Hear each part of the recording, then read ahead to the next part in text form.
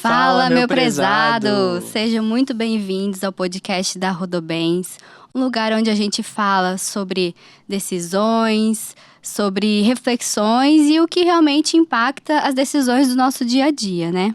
É isso aí mesmo, Dani. E a gente retorna a São Paulo mais uma vez para trazer um assunto super necessário, né? Porque o mercado mudou e o consumidor mudou, né? E a pergunta que não quer calar: você está acompanhando essas mudanças?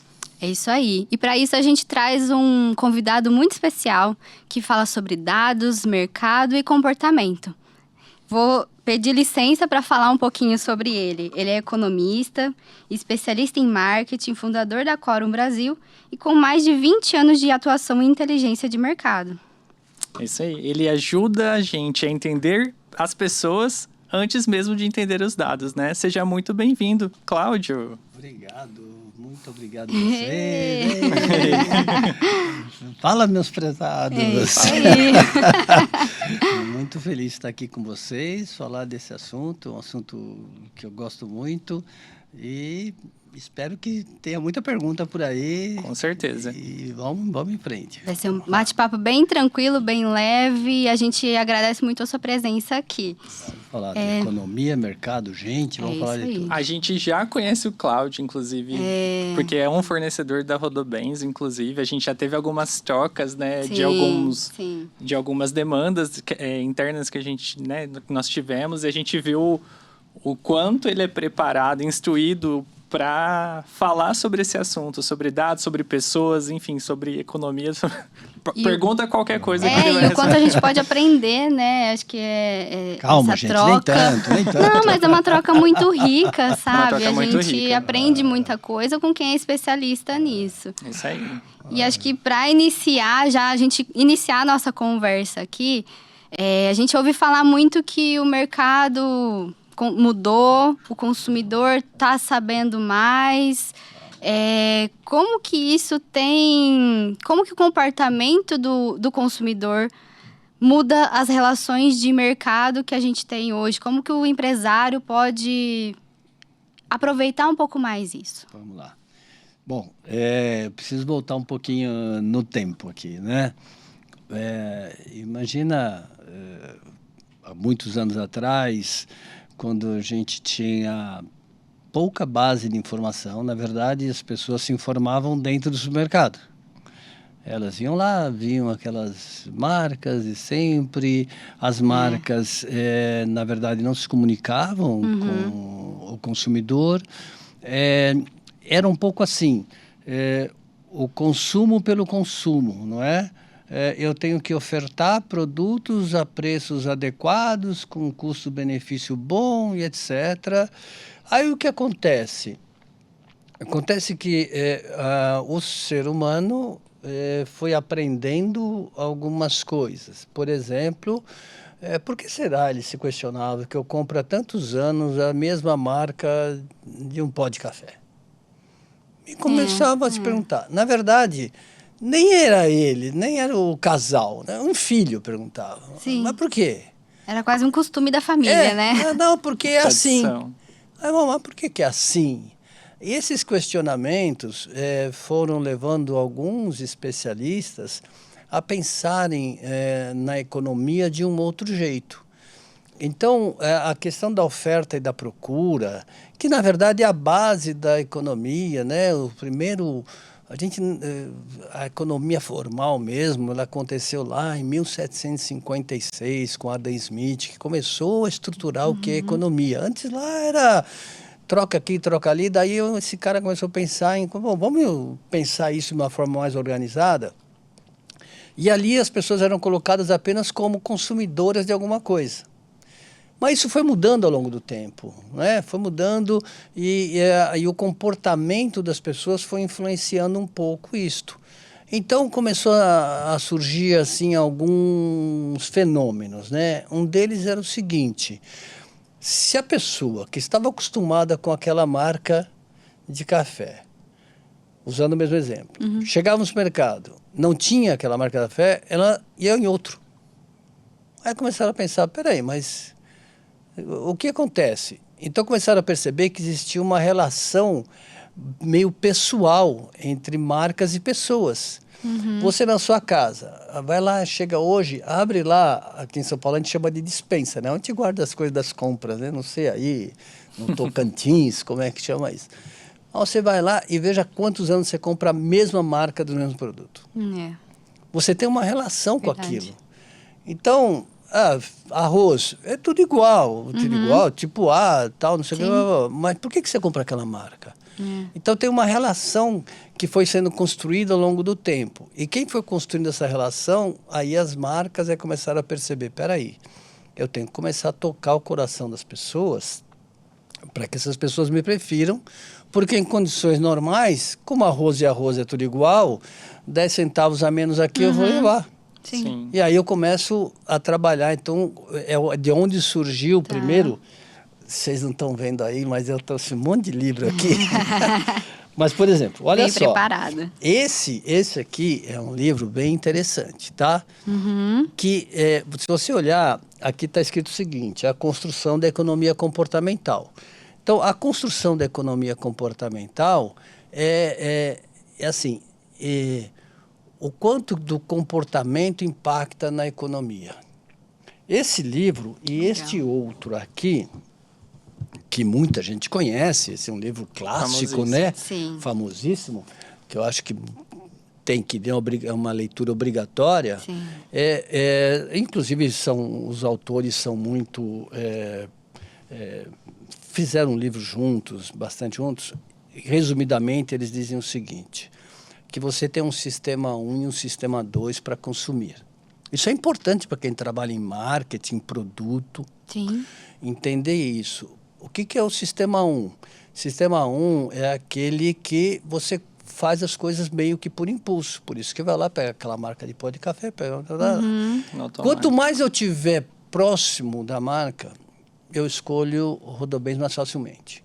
Quanto mais Rodobens tocar em mim, quanto mais Rodobens for uma empresa próxima de mim, quanto mais eu não vou pensar em outro. Perfeito?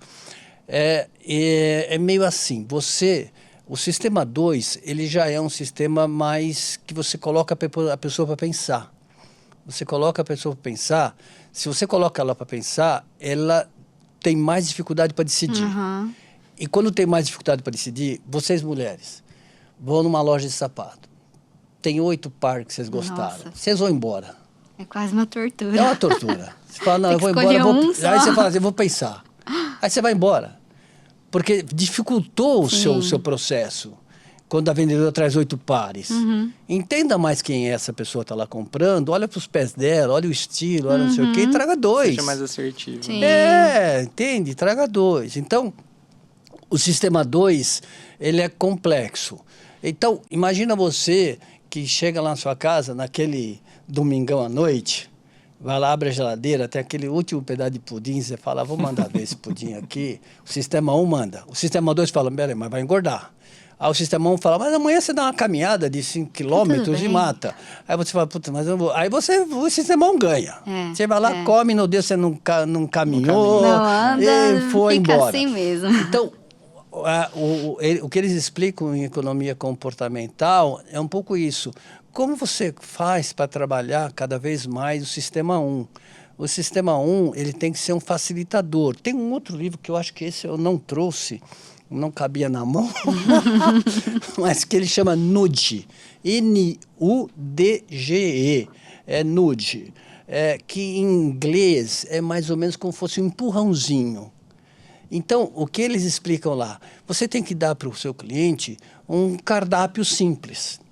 Se você for num restaurante mais sofisticado, ele tem 6 pratos. Você vai numa pizzaria, tem 60 tipos de pizza. Você vai na marguerita, me dá uma marguerita, mussarela. Porra, você vai na de sempre. Eu não vou ficar olhando esse monte de coisa aqui. Eu sou sócio de uma consultoria. Então, nós temos lá 8 produtos. Estudo potencial de mercado. Não adianta eu ter 18. Achar que eu sou uma consultoria, porque eu confundo o cliente que está lá do outro lado. Ele fala assim, mas você afinal é o quê? Uma pizzaria, um sushi man, você é churrascaria, o que você é, né?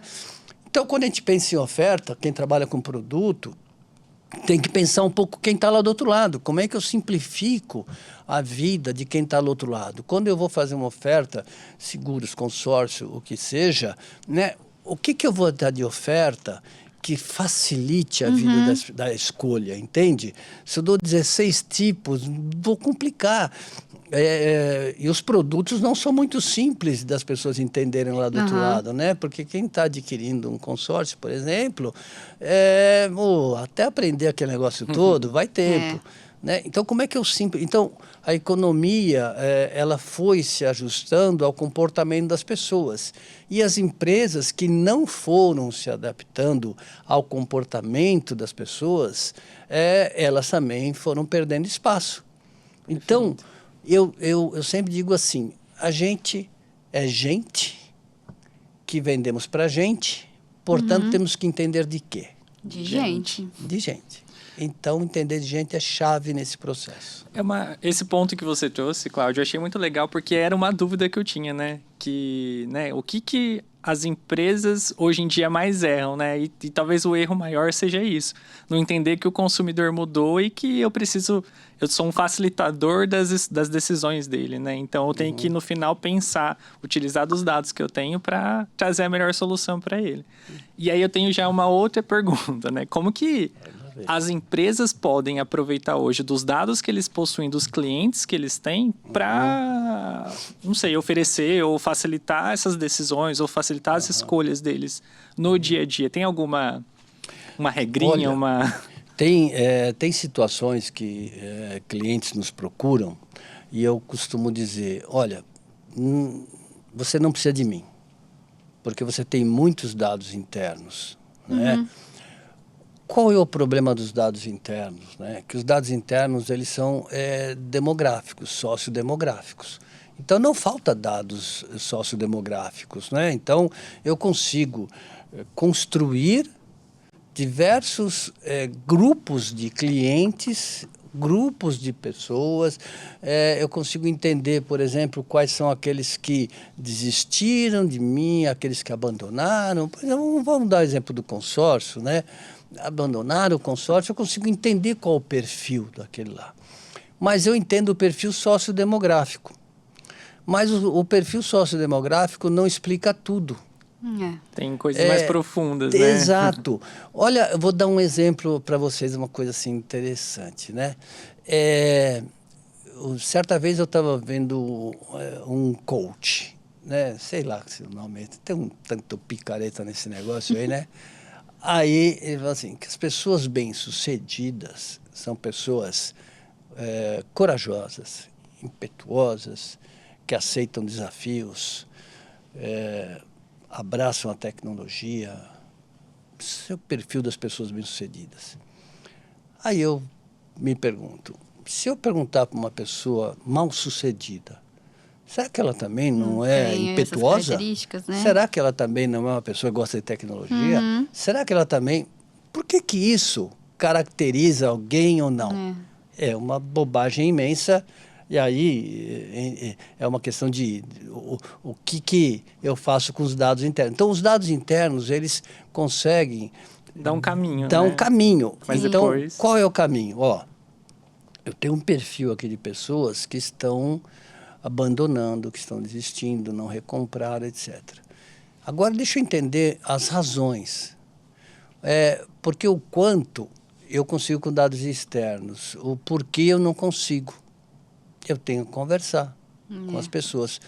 Porque cada um tem uma razão. Falar assim, é por questões econômicas, é por questões não sei o que lá. Não, minha oferta de produto pode não estar adequado. Sim. Certo? Então, os dados internos ajudam eu a construir os grupos, mas a gente chama de segmentação. Mas a segmentação, ela se explica por comportamento. Então, eu chamo de segmento 1 os corajosos. Então, quem são os corajosos? São pessoas nessa faixa de idade, etc., que eu posso fazer ofertas e produtos mais avançados. Aí eu tenho um segmento 2, que é 40% da minha base, que são os conservadores. Então, aqui eu vou oferecer um seguro de vida, aqui eu vou oferecer um consórcio que caiba mais no bolso, menos agressivo, etc.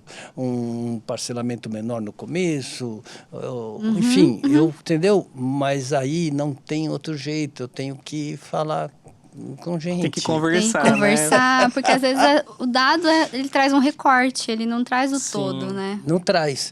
Esse é o sofrimento de quem lida com dados internos, né? Que são cobrados para entregar coisas que não tem como entregar, não tem outro jeito. Eu tenho como entregar assim, ó, é isso, agora vamos entender mais um pouquinho. Vamos fazer uma pesquisa qualitativa. Normalmente, assim, quando você pensa assim, pesquisa quali ou pesquisa quant? É muito simples. A pesquisa quant é quando você já sabe de muita coisa. A quali é quando você não sabe de nada. Estou começando Se você agora. não sabe de nada, se você tem tanta dúvida, se você fica achando isso, achando aquilo, faz uma quali e resolve o assunto. Se você já sabe muita coisa, mas quer entender os números daquela coisa, você tem já, olha, eu acho que estão insatisfeitos. Eu preciso também saber o tamanho da insatisfação. Sim. Faz um estudo quantitativo e que isso vai resolver. Tá? Nossa, muito legal isso que você trouxe dos dados internos, que ter os dados internos não necessariamente você vai ter a melhor análise. Traz um pouquinho de sua experiência, o que você já viu em alguns lugares, alguns clientes. Que às vezes as próprias lideranças ou quem são os donos desses dados não querem enxergar. E que às vezes você tem que trazer e falar assim, falar gente, a verdade. Vamos isso. Falar a verdade. Tenho 2 exemplos para você. Inclusive, eu gravei um videozinho bem curtinho, tá no meu Instagram. Você me siga no Instagram, por favor. Isso aí. Tá no Instagram. Que é assim, quando a gente brinca, quando a Quorum Brasil fechou a fábrica de açúcar. O que aconteceu? Uma empresa de açúcar do interior de São Paulo lançou um produto novo, um novo açúcar. E aí, esse novo açúcar, nós fizeram uma outra produção desse açúcar. Começaram a perceber que o açúcar não ia para frente. Aí depois é que chamaram a gente. Aí nós fizemos diversas reuniões em grupo e fizemos um projeto chamado Experimento. E esse experimento o que é? Eu dou o açúcar A, o açúcar B, e peço para você me fazer um bolo com esse açúcar, nas mesmas condições, mesmo tanto de farinha, sem cobertura, sem nada, tal, não sei o quê. Para outro grupo, nós pedimos para fazer um chantilly, com o mesmo açúcar, outro um pudim de leite. Diversos tipos com açúcar A, açúcar B. Tá. Café, a dose de café com esse açúcar, a dose com esse café. Diversos, no São Paulo, Rio, etc, etc. O açúcar A, que é o atual, foi aprovado. O açúcar B, que é assim, novidade para arrebentar, vamos vender muito, foi reprovado. Entendeu? E aí, porque dava retrogosto, ficava amargo, não sei o que e tal. E lá fomos nós fazer a apresentação. Bom, o presidente, algumas pessoas perderam emprego, lamentavelmente, e o presidente mandou parar tudo. E aí não perdeu-se porque começou a vender o açúcar para indústrias. Tá. Mas a um preço que não perdeu o seu dinheiro, né? Mas já tinham montado uma fábrica. Entende? Então, é um pouco disso. Como é que você monta uma fábrica, não produz algo piloto, massivo, né? Algo só piloto para fazer um experimento. Sim. Foi totalmente reprovado, eles iam perder muito o mercado. Ainda bem que pararam. E ainda bem que pararam, porque cedo, o prejuízo foi menor, mas paramos. Você vê por quê? Porque não consultaram. Segundo exemplo, um cliente nosso desenvolveu um conceito de um novo serviço e nós fomos testar no mercado. Um projeto até meio complexo, que falava de debenturistas, né, opções de ações e tal. Tinha que falar com acionistas e tal. Nichado, E eles fizeram um conceito, esse conceito falava que era um negócio inovador, tal, e aí nós fomos conversar com os decisores da contratação desse tipo de serviço. Bom, o que aconteceu, até tem um livro aqui que eu trouxe já ajuda na nossa conversa, que chama-se aqui esse Vijay Govindarayan, é muito bom esse autor aqui de cima, tá? Como chama? Que chama o Desafio da Inovação. Aí o que acontece com o Desafio da Inovação? Nem tudo você precisa usar a palavra inovação. Ficou uma mania dessa questão. Tanto que eu falei, o de sucesso é inovador. Nem tudo é estratégia, nem tudo é inovação. Você sabe, tem uma técnica que se chama análise de conteúdo, aplicamos essa técnica. A palavra que menos se relacionava com a intenção de contratação desse conceito do novo serviço era inovação. E sim tecnologia. Porque a tecnologia é considerada um facilitador. Inovação é algo que dá medo. Porque eu estou acostumado com alguma coisa que... A palavra que você usa dá essa conotação Dá essa conotação. Então, para as pessoas queriam assim, eu quero algo que simplifique minha vida. Né? Tecnologias novas são muito bem-vindas. Agora, quando se fala, isso daqui é uma inovação, puta, é tudo novo, vou ter que aprender esse treco. Ansiosa, né? Eu vou ter que aprender esse treco de novo, meu Deus do céu. Então, aí nós falamos para ele, tira essa palavra, retira essa palavra do conceito e pronto, retiraram. Aí o speech de venda começou a ficar muito mais fácil, etc. O cliente está feliz, mas você vê, foi uma pesquisa junto aos decisores, para eles falarem para mim, pelo amor de Deus, se é inovador, estou perdido. Eu não tenho tempo para ficar aprendendo. Nossa, é uma análise que normalmente a gente não faz, né? Mas é muito importante, né? Mas é interessante essa questão, você vê, é uma questão de semântica. Agora, um pode estar ligado no outro? Pode. Sim. Mas se você chegar, sei lá, para um consumidor e falar assim, nosso seguro é super inovador... Ele vai falar assim, mas peraí, onde que é esse negócio aí? Eu vou ter que aprender o quê? O que eu vou ter que fazer, meu Deus do céu? Não tenho tempo para aprender isso agora, né? Oh, meu Deus do céu. Tem que me adaptar demais, Me dá um seguro só que eu consigo resolver seguro tudo simples. no celular. Se der um problema que eu chamo, alguém me atende em 30 segundos.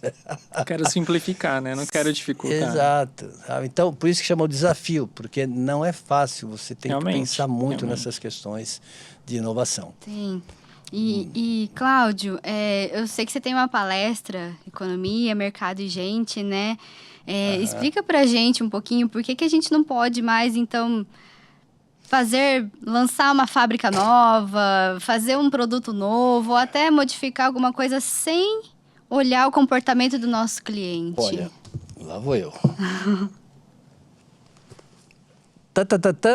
Tio Cláudio hoje trazendo a biblioteca toda.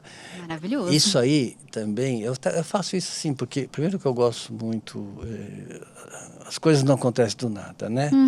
Você tem que ir estudando, né? Perfeito. Esse livro chama-se, o nome está em inglês, mas ele é todo em português, né? Ou seja, que fato é tudo. O fato é tudo.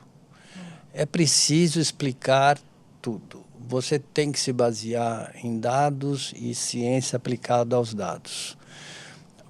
Economia não é uma ciência exata, certo? Economia está na área de humanas, inclusive, né?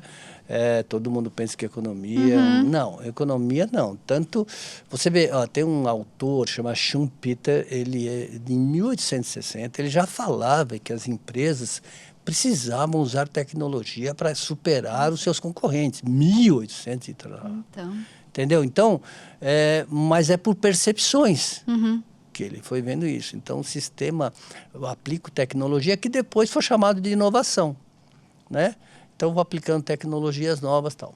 Então, esses dados, ele foi analisando esses dados. Foi analisando empresas que vinham perdendo o mercado e por que perdiam o mercado. Perdiam o mercado porque não usavam tecnologias que melhorassem a produção, a produtividade, que reduzissem custos e etc.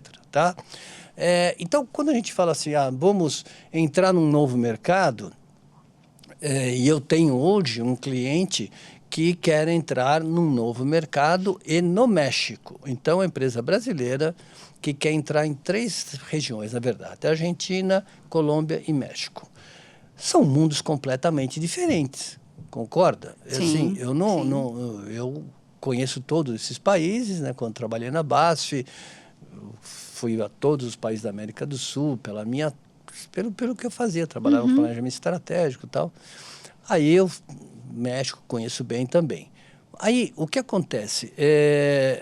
Se eu não observar que um consumidor no México, ele tem drivers de compra que é diferente de um consumidor da Colômbia, por diversas razões, porque, por exemplo, na Colômbia já existe bastante oferta de empresas que ofertam aquele mesmo tipo de produto. No México, menos. O México é influenciado muito pelos Estados Unidos, a Colômbia nem tanto. A Colômbia é um centro que envia produtos para a Venezuela, envia para o Equador e outros países ali. Então, é um centro distribuidor. Então, são coisas muito diferentes. E eu tenho que levantar os dados, à luz desses dados, aplicar a ciência. E onde que eu aplico a ciência? A ciência ela é aplicada porque economia pesquisa de mercado é uma ciência que ela tem diversas outras áreas que colaboram. Psicologia, certo? Preciso entender de gente. Economia. Precisa entender a economia, dá trabalho. Imagino, sociologia, né? Sociologia, né? História, porque você tem que entender, você tem que entender grupos, né? Como é que os grupos funcionam, como é que os grupos se comportam. Então você tem que entender bastante disso. Então, quando você pensa, eu já sei que mais ou menos o resultado vai ser o seguinte: no México não vai dar e na Argentina e na Colômbia vai dar. Então, imagina quantos milhões estamos evitando que esse cliente, que é uma grande indústria de tinta americana, que tem sede aqui em São Paulo, vai evitar a não entrar com o que eles pretendiam entrar no México. Só que eu vou trazer do México dizendo, é isso daqui que é demanda no México. Demanda, a oferta sua tem que estar ligado a isso. Essa demanda não é demanda no México, é demanda na Colômbia, na Argentina, ali a coisa vai dar certo, porque o cenário competitivo e tal.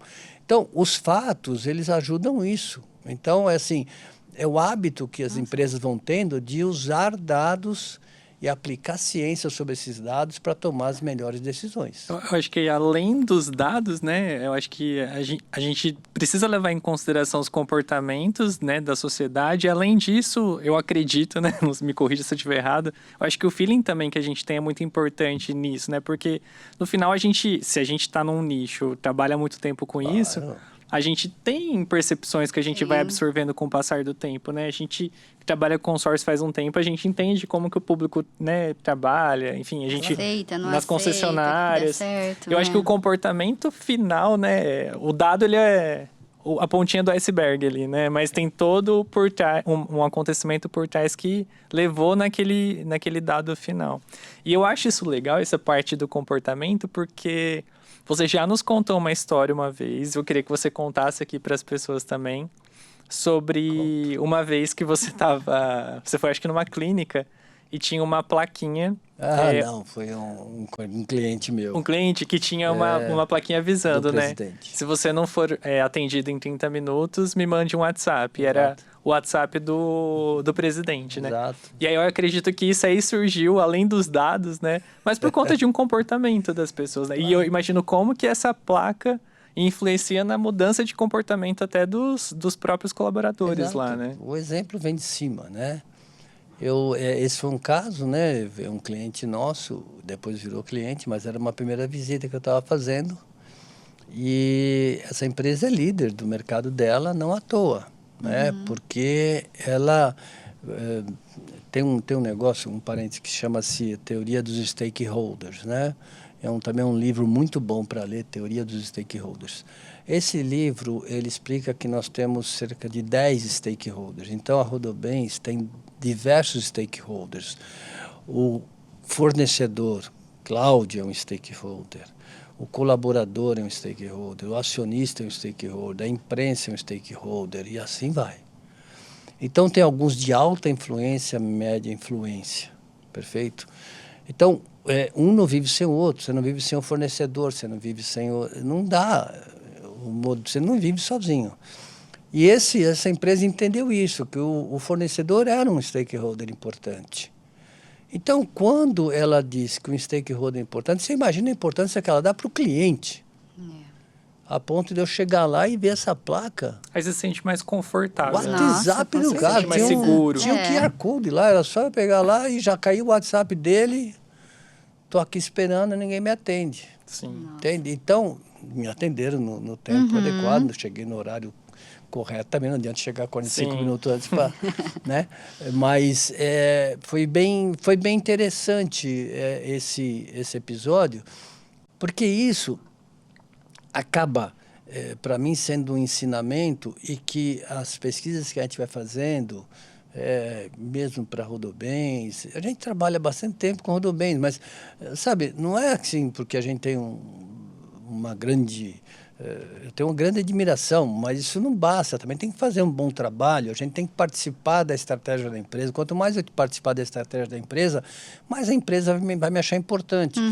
Lá na Coro Brasil, nós temos um propósito que chama-se ser útil aos clientes, sabe? Se eu não for útil ao cliente, ele não vai precisar mais de mim, né? Então, é um pouco disso de você, sabe, prestar atenção em quem está do lado de fora. Essa história de colocar o cliente no centro só no discurso, as empresas vão quebrando a cara, sabe? Vão quebrando a cara. Porque o cliente percebe quando não é verdadeiro, né? Claro. O cliente sente que, nossa, no discurso tá lá falando várias coisas legais, mas a hora que eu vou chegar na fila, eu espero 40 minutos, 50 para ser atendido, né? Não, e sou mal atendido. Então, não dá para enganar, sabe? Sim. E aí aí volta aquele ponto anterior, né? O cliente amadureceu. Por quê? Porque surgiram novas ofertas, novos canais de compra, novos modelos. Quando a gente fala assim de geração Z, esses caras são nervosos. São nervosos. Eles não aceitam qualquer coisa, né? Olha um dado importante. Olhando para a câmera. Nós somos o 5º, 6º, 7º, procura no Google aí, país mais jovem do mundo. Nós temos 47% de pessoas até 39 anos. Esses jovens, se eu não conquistar esse grupo agora, eu não tenho recompra lá na frente. Quando eles estiverem mais como é que eu conquisto essas pessoas se eu não conversar com elas, se eu não entender o comportamento? A necessidade, né? Se eu não entender o comportamento. Porque eu preciso que elas estejam comigo. E eu sei que Rodobens é uma empresa assim. Eu conheci o fundador, né? O pai de todos. Legal. Infelizmente, falecido já. Você sabe que ele me recebeu na sala, lá, acho que foi na Faria Lima, que era o escritório. Assim, estava andando com a bengalinha, de terno, tudo, 94 anos, trabalhando, me cumprimentou, perguntou quem eu era, de onde eu era, o que fazia. Ficou ali e se mostrou interessado em mim. Foi verdadeiro, né? Foi, se mostrou interessado. Sabe aquela coisa que você fala assim, nossa... Não acontece sempre isso. Quando você chega um garçom na sua frente, você olha para os olhos dele para falar muito obrigado. Você não está aqui, obrigado. Não. Sabe aquele... São conexões genuínas que a gente tem no nosso dia a dia. Exato. Que aprofunda um pouco mais a relação que a gente tem e a gente conhece um pouco mais a pessoa, né? E isso está no DNA da companhia. Sim. Assim como dessa empresa que eu falei, me chama aqui e tal. Isso precisa, não pode ser algo de falar, de dizer, não. As parcerias que a gente vai montando ao longo da vida, elas têm que ser genuínas, porque elas vão durar. Se alguém perceber que essa parceria é só uma troca, não vai sobreviver, não vai caminhar. E aí, voltando até um ponto que você falou lá no começo, é tocar o coração. Tocar o coração, seja como fornecedor, seja como uma pessoa que contrata, né? É tocar o coração dessas relações. A economia começou com um negócio chamado homos econômicos. Achava que o ser humano só se comportava na troca, certo? Depois é que foi descobrindo que é gente. que a gente, demorou, né? Que Pelo coisa, amor de né? Deus, hein, para cair essa... que a gente, né, precisa... Esse livro aqui é bem legal também. Safari de estratégia. Estratégia, a gente para um pouco em algum momento da vida de falar de planejamento estratégico e começa a falar de estratégia de posicionamento. Porque pensa bem, o caos que se instaura, né? Tem um livro legal também na Taleb, o Taleb, enfim, se procurar na internet, Taleb, que não me recordo agora o nome dele, mas ele fala sobre como você fazer uma gestão na crise, porque a crise acontece. Você amanhã... Acontece, vai acontecer de novo, e vai Trump, acontecer de novo. Cara, o Trump acorda nervoso lá, e vai saber o que acontece nesse negócio. Aparece uma epidemia, né? Então, ele tem esse livro, e ele tem um outro também que ele fala do cisne negro, porque todo mundo achava que só existia cisne branco. Aí na Austrália me aparece um cisne negro, e você sempre achou que a vida era desse jeito, que só existia cisne branco. E aí aparece um cisne negro. O que você faz, né? Agora? E aí o que você faz? Faz um filme. Aí você faz, né? Então, ele comenta, esse Taleb, ele é muito bom, os livros dele são muito bons.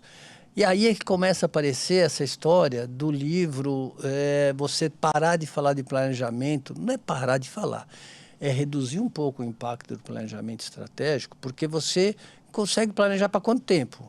Antes, eu trabalhei na Baixa, a Baixa planejava para 20 anos. Chegou uma hora que a gente falou, gente, não dá mais. Impossível. Não dá mais. Dá para planejar esse semestre. Aí o que acontece? A gente, claro, sabe o que a gente quer e etc. Tal. Mas aqui você está falando de posicionamento. Quem sou eu no mundo dos negócios? Legal. Né? Porque quando eu falo assim, nós temos lá um posicionamento. O posicionamento da Cor no Brasil é simplificar caminhos. Eu posso usar as técnicas mais complexas, análise de regressão linear, não sei o que. Eu só preciso te contar o resultado final. Olha, bate nesse atributo aqui, que esse atributo é aquele que mais impacta na recomendação, recompra, satisfação. Não pode falhar aqui de jeito nenhum. Você não pode tirar uma nota baixa em satisfação nesse atributo de jeito nenhum. Não pode ter um ruído de imagem de jeito nenhum. O que eu fiz aqui por trás, você só tem que acreditar em mim. Sim. Né? Como eu vendo conhecimento e reputação, não vendo pesquisa de mercado, é diferente. Então as pessoas... diferente. Eu não vendo pesquisa de mercado, eu vendo conhecimento e reputação. E pronto. Aí é posicionamento, sabe? Então, como nós nos posicionamos no segmento de consórcio, no segmento de seguro, no segmento B, C, D, como é que eu me posiciono ali? Eu tenho um propósito corporativo, mas os negócios têm posicionamentos que são diferentes. Perfeito. Como é que eu me posiciono? E o que o livro explica é que você tem 10 caminhos de posicionamento. Entende? E então, como é que eu vou estudar isto? Qual a escolha? Eu preciso saber quais são as dores do mercado, eu preciso saber quais são os movimentos de mercado, eu preciso saber para onde está caminhando o mercado. É assim que a gente vai trabalhando um pouco dessa história de... Você vê que tudo vai ligando com gente? Sim. É preciso entender de cliente, né? E eu queria aproveitar o gancho, inclusive. Aproveita. Porque a gente tem nossos clientes internos, né? Que são nossos colaboradores. Isso. E no nosso podcast a gente tem um quadro chamado Diz Aí, onde a gente convida um colaborador da Rodobens para fazer uma pergunta surpresa para o nosso convidado, né? Nesse caso, você. E aí hoje a gente convidou o Ariel para fazer uma pergunta para você, que é do nosso time de CRM, e eu queria pedir para a produção rodar a vinheta com a pergunta do Ariel. Então, diz aí, pessoal.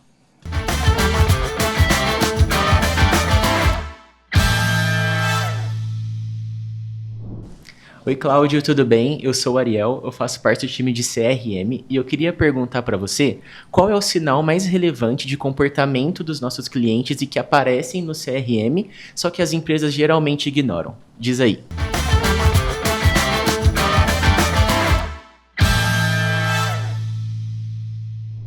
Boa pergunta, meu prezado Ariel. Ariel, primeiro eu queria me solidarizar com você, porque você deve sofrer. Porque CRM sofre. O pessoal de CRM sofre. Porque todo mundo acha que eles vão responder tudo. Mas vai lá no CRM, que tá tudo lá, tem os dados todos são os todos lá, dados pô, mas como é que pode? Não me dá, tal. Então,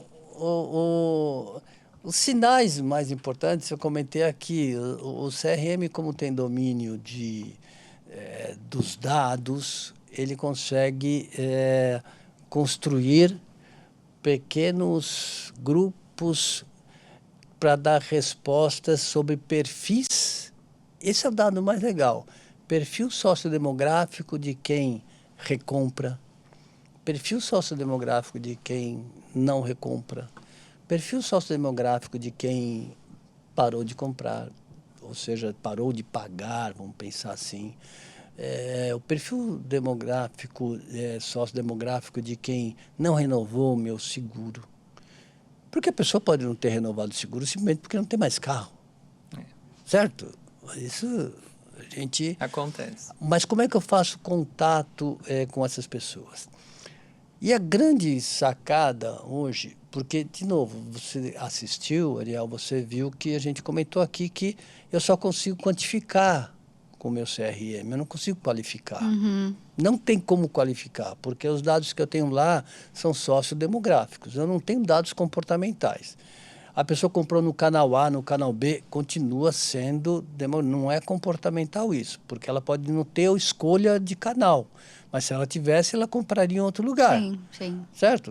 Nós fizemos um estudo para uma grande montadora, as pessoas queriam comprar carro no Graal. Nossa.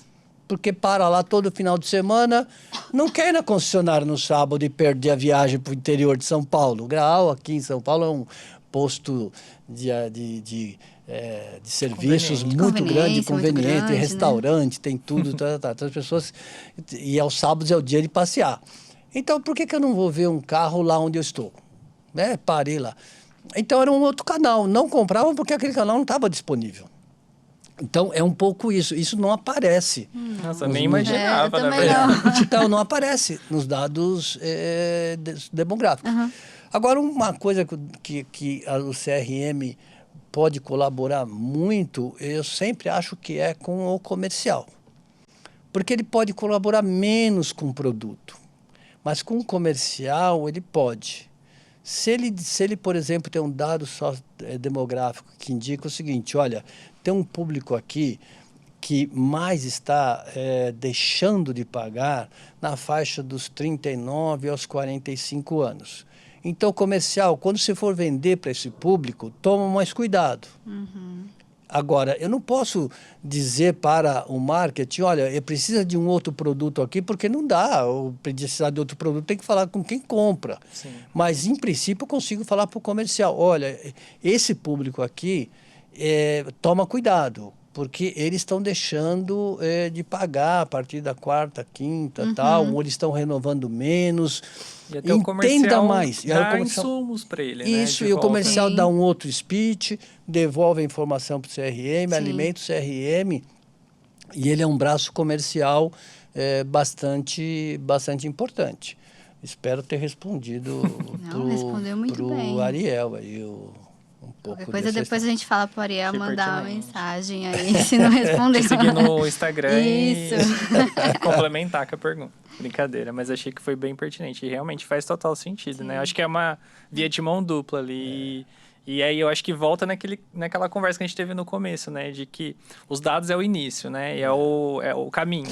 E aí depois a gente vai aprofundando, né? A gente utiliza outras ferramentas, né? Então o comercial é uma ferramenta também Total. que vai nos ajudar a entender Tá quem tá ouvindo, na linha de né? frente. os perfis. Mas, qual é o aspecto importante, assim? Porque muitas vezes do comercial, ele coloca a barreira no preço, certo? É muito comum isso, né? Sim. O preço, o custo do não sei o quê, mas enfim. Mas no processo de decisão, o preço, na verdade, acaba ficando na quarta ou quinta posição. Quando uma vez fizemos um estudo para a própria Rodobens e as pessoas colocaram taxa de administração, algo muito importante. Uhum. Quando nós perguntávamos quanto você está pagando taxa de administração, A pessoa não Nem sabia. sabia. ninguém sabia. Entendeu? Aí depois você começa a ter uma análise que chama de regressão linear. Você pega 20 atributos e coloca num modelinho estatístico e pede para ele o seguinte: qual desses atributos tem mais relação com o processo de compra, com a decisão, se vou comprar? Marca em primeiro lugar. Então, você não pode ter uma mancha na marca. Nada. Produto vinha em segundo lugar. Então, você tem que ter aquilo que eu preciso. Depois vinha atendimento. Não adianta você ter uma marca boa, produtos bons, mas atendimento que atendimento, não e falha, atendimento né? tem aí junto canal de venda e etc, tal. Depois é que vinha o custo, o preço. Então você pode ser barato. Se você tiver uma marca que eu não confio, não adianta nada. Uma marca aqui então que a gente trabalha com modelos financeiros.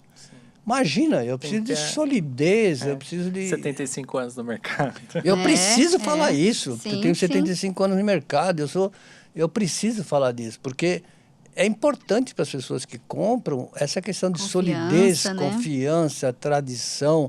E tradição não se confunde com ultrapassado, não. É tradição na área financeira, é muito importante. Importantíssimo. Entendeu? E eu sou uma empresa tradicional com modelos tecnológicos avançados. Sim, Entende? É isso que eu preciso sempre passar para frente. Você vê, então, o preço fica lá na quarta, quinta posição, muitas vezes. Não é muito importante. Se eu puder falar mais um minuto, tem uma... Está permitido. Claro, Tá pode. Esse... Agora eu vou falar só de dois. Esse livro aqui, agora a propaganda do tio Cláudio, porque esse livro eu que escrevi. Legal. E eu vou deixar ele assinado aqui. Nossa. Legal. E aí vocês, não sei o que vai acontecer. A gente vai brigar para ver quem vai ficar. Mas ele é um livro que a gente fala, eu comecei essa história de escrever esse livro no atendimento aos clientes de pequeno porte. Que eu chegava lá, escrevia um pesquisa de mercado e eu entendia que faltava gestão. Ixi. E eu falava, não adianta, porque você vai continuar tendo prejuízo. Se você vender mais, aliás, vai piorar a tua vida. Você vai dar mais luz no problema. Deixa eu te ajudar de outra maneira, tal. E como a gente também tem muitos empreendedores no Brasil, também escrevi para esses pequenos empreendedores. Aquela pessoa que faz seu brigadeiro, quer não sei o quê, chama 50 dias de leitura, porque são em 50 dias você lê, porque são pequenos capítulos. São dicas, né? Que entra gestão, entra cliente, entra atendimento, entra essa questão de preço e etc. Tal. E ele é legal, a Luísa Helena Trajano, que é do grupo Magalu, ela fez o prefácio desse livro. Foi muito gentil comigo e fez um prefácio. O Roberto Troster, que foi diretor do Banco Central e diretor do Banco Mundial, também escreveu um prefácio. Então, foram muito gentis comigo e tal. E esse é um livro que pega muito nisso daí, que é um negócio que me interessa muito, sabe? A gestão de negócio, ela está muito baseada em você entender bastante do seu mercado, em você entender bastante do seu cliente, em você entender bastante dos seus colaboradores. O engajamento de stakeholder, que é o engajamento do cliente com a sua marca, ela não vem por causa do seu produto sensacional. Porque produto por produto, se você olhar, seguro aqui, seguro ali. Perfeito? Agora, por que eu prefiro Rodobens? Sabe? Isto é engajamento. Né? E o engajamento, ele acontece por causa daquele... Você deixou o sistema 2, simplificou aqui no sistema 1 e explicou para as pessoas valores que para ela interessa. Então, é disso que a gente está falando, explicar coisas que interessam para as pessoas. Não complica a vida do consumidor. Preserva a sua marca e nunca minta, sabe? Nunca pense, o cliente é o centro dos meus... só para fazer discurso lá na... Apenas se for verdadeiro. Não, tem que ser verdadeiro e vocês são verdadeiros. Eu gosto muito de vocês. Acho que o Cláudio é sempre impecável com as palavras. Não tem nem... Falei muito, meu Deus do céu. A gente eu ia até perguntar se você tinha uma mensagem final, mas eu acho que acredito que você tenha deixado sua mensagem final, mas é claro que você tem toda a abertura que você quiser para deixar a mensagem que você achar necessária. Quer que eu deixe? Eu gostaria. Fique à vontade, a gente agradece. Antes de tudo, a gente agradece a sua presença mais uma vez aqui com a gente. A gente está no finalzinho aqui já do episódio, mas eu aprendi muito aqui. Nossa, e com certeza eu vou levar para minha carreira e para minha vida pessoal, inclusive, todos esses aprendizados. Enfim, uma honra te receber e muito obrigado. Imagina, eu que agradeço. Eu volto sempre. Vocês chamam e eu venho, tá? Muito bom. Mas sabe que mensagem final, né? E eu nem gosto desse nome, que eu espero voltar ao nome, né? Mas assim, eu trouxe mais uma coisa aqui. Tudo que está aqui eu leio, viu? Sabe? Esse livro também é muito bom, Economia Dunnett, para ver que a gente é um povo que precisa... Economia é muito mais do que PIB, etc. Mas esse daqui é um negócio interessante. Vocês sabem que a gente nossa vida tem até no máximo 4.000 semanas? Não, me preocupa agora. Nossa. Então, esse aqui é como tirar proveito das limitações e ter tempo para o que realmente importa. Então, é interessante que não é para ninguém ficar desesperado, mas quando coloca a vida em semanas, você começa a pensar assim, por que eu quero que chegue a sexta-feira logo? Para que essa pressa? Sabe? Pois é. Como é que eu faço para transformar a minha semana numa semana sensacional? Né? Como é que eu faço para transformar... Eu estou trabalhando aqui na Rodobens. Como é que eu faço para transformar essa semana de Rodobens mais assim, legal demais, sabe? Que eu vou chegar na sexta-feira à noite e falei, porra, valeu. Essa semana foi legal. Como é que eu aproveitei essa minha semana para aprender alguma coisa? Eu, por exemplo, estudo alemão, né? As pessoas perguntam, mas para quê? Eu falo, porque eu gosto. Não interessa. Faz tudo que você não precisa.